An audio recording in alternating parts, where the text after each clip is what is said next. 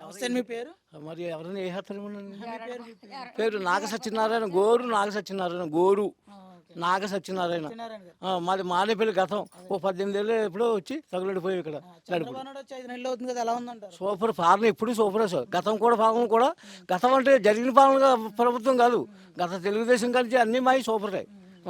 ఇంకా మేము ఏ విధంగా సూపర్ అంటారు కదా? అన్ని విధాల్లోనూ మాకు సహకరించి ఏర్పాటు చేశారు కాబట్టి మా నేత పని మాత్రం మా యొక్క విధానం చేద్దామంటే ఈ జగన్ గారు చేసిన విధానానికి వెనకబడిపోయింది. ఇప్పుడు మాకు ఆ చంద్రబాబు నాయుడు గారు మళ్ళీ మేలు చేస్తారు, 24,000 ఇచ్చి 48,000 ఇస్తాడని బెమసో నాగ సత్యనారాయణ ఉన్నాడు అంటే చేనేత.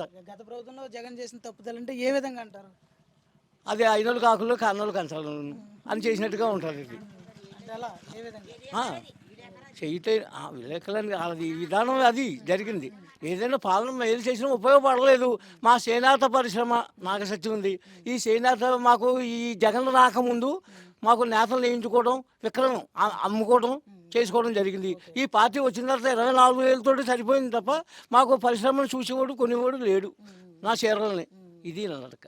సో ఈయన వచ్చాక మారుతుంది అంటారా? మారుతుందనే బేమసేతే మేము ఆ పార్టీ కూడా గెలిపించడానికి కారణం అది. మరి చంద్రబాబు నాయుడు సూపర్ 6 అని పథకాలు పెట్టాడు కదా, ఎన్ని పథకాలు వస్తున్నాయంటారు ఇప్పుడు? అవి ఆల్రెడీ మాకు ఇచ్చిన మేనిఫెస్టోలో మాత్రం 8 పథకాలు ఉన్నాయి. ఆల్రెడీ 4 అయిపోతున్నాయి, జరుగుతున్నాయి. 5ది వస్తుంది. అంటే 4 అంటే ఏమేమి పథకాలు బాబు? 4 బాబాయ్ అంటే ఇవన్నీ గుర్తు చేయాలండి. ఫస్ట్ ఒకటి పెన్షన్ మామూలే నాది, 2 గ్యాసు, 3 ఏమో ఇంటింటి దీపం పథకం అండి. ఇంకా 4వది ఇప్పుడు పిల్లలది నడుస్తుంది, వేస్తాడు. 18 సంవత్సరాల పిల్లలు ఏమో 2 ముగ్గురు ఇస్తా అన్నాడు 18 సంవత్సరాల అమ్మాయిలకి. అలాగే చిన్నపిల్లలకి 2 ముగ్గురు చదువుకున్న 1,500 నెలకి ఇస్తానని చెప్పాడు. ఇదండి ఆ విధానాలు మాకు రాలేదండి. అది ఆశిస్తున్నాం, ఇస్తారని మేము చూస్తున్నాం, ఎదురు చూస్తున్నాం. అట్లా మరి గత ప్రభుత్వంలో పథకాలు ఏ విధంగా ఉన్నాయి అంటారు? ఇంకా చెప్పేయండి. అంటే గత ప్రభుత్వంలో జగన్ ప్రభుత్వంలో పథకాలు అవి బాగానే చేశారండి. ఈ రకంగా పరిశ్రమ ఈ రకంగా నడిచింది గురించి అందుకు నేను ఇలాగా జరిగింది అని చెబుతున్నాను. మరి నిత్యావసర సరుకులు బాగా పెంచేసాడంటే చంద్రబాబు నాయుడు. మేము ఆల్రెడీ జగన్ ఉండగానే జరిగాయి.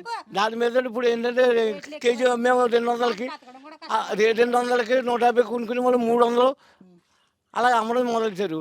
ఇక్కడ బతకడానికి తినడానికి లేక ఏ మందో మాకు తాగి చచ్చిపోదామని అనుకుంటున్నాం ప్రజలు.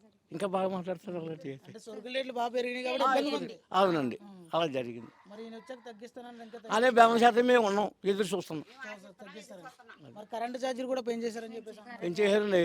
ఆయన మాకు మరి తెలుగుదేశం ప్రభుత్వం వారు ఏం చెప్పారంటే సోలార్ ఫ్యాన్ వల్ల మాకు విద్యుత్ 200 యూనిట్లకి విధానం చేస్తారన్నాడు. మా చేనేత పరిశ్రమకి 200 యూనిట్లు కాల్చుకుని ఛాన్స్ ఇస్తాం మేము అని చెప్పారు. దాని గురించి త్వరలోనే ఆశిస్తున్నాం మేము ఇస్తారని. Okay Babu, thank you.